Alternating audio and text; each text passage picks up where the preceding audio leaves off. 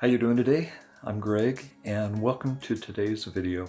Valentine's Day occurs every February the 14th, and it's celebrated in the US and Canada, Mexico, England, France, Australia, and it's where loving couples exchange gifts and candy and flowers and cards, all in the name of Saint Valentine. Well, who was this mysterious man, and where did these traditions come from? The truth behind these Valentine legends is murky, but it was believed that Valentine was a priest in the 3rd century. When Claudius II, who was the emperor, determined that single men made better soldiers, he outlawed marriage. Well, Valentine defied this decree and continued to perform marriages for lovers in secret. When he was discovered, he was sentenced to death. While in jail, he fell in love with the jailer's daughter who visited him, and just before his death, he wrote her a letter and signed it, "From your Valentine." Going back even earlier in Roman times, there was a Roman pagan celebration that was called Lupercalia, and it was a fertility feast, and it was celebrated in the middle of February. Roman priests would sacrifice a goat, and then they would make leather strips from the hide, and then dip them in blood and loosely twirl them, striking crops and women. The women actually welcomed the touch of the leather because they believed that it would make them more fertile that year. And then later in the day, all the single women would put their names into a big urn, and the bachelors of the city would come forth and draw a name who they would then be paired with for the following year. These pairings often resulted in marriage, and it's believed that when Rome was Christianized, that the St. Valentine's Day feast was placed on this particular Roman festival in order to remove that pagan holiday. Cupid is often associated with Valentine's Day. Cupid was the Roman god of love, and that idea was borrowed from the Greek god of love, Eros, who was a handsome immortal who loved to mess with the emotions of gods and men by using a golden arrow to incite love.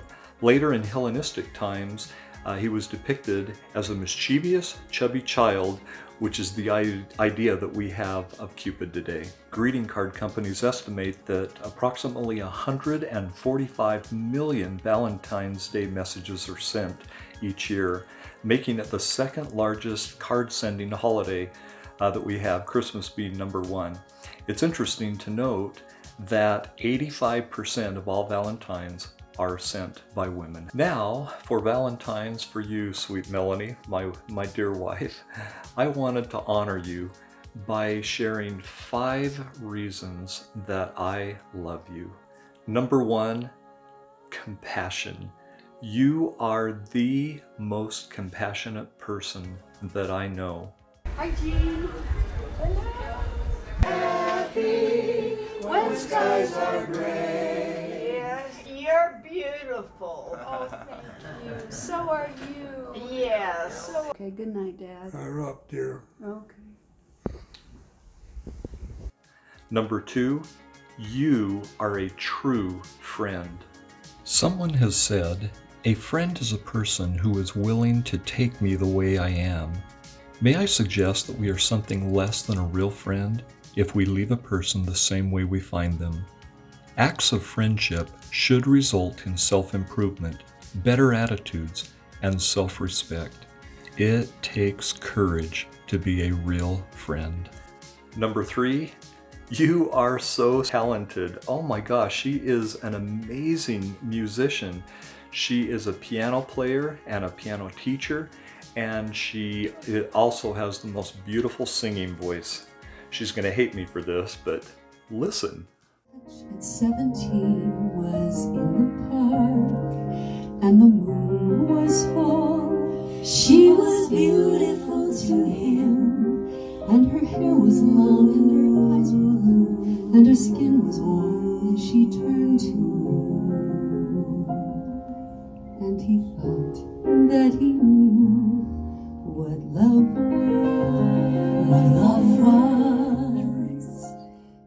Number 4, you are so refined.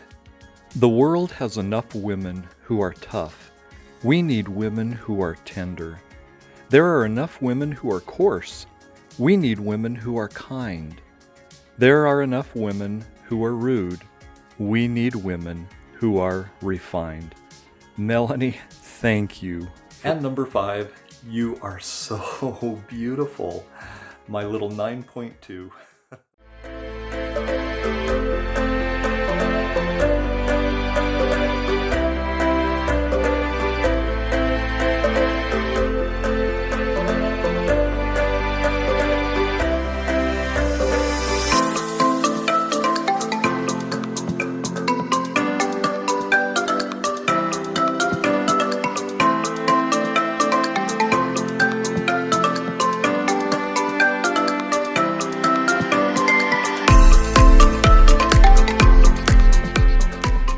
Hey, thanks for watching today.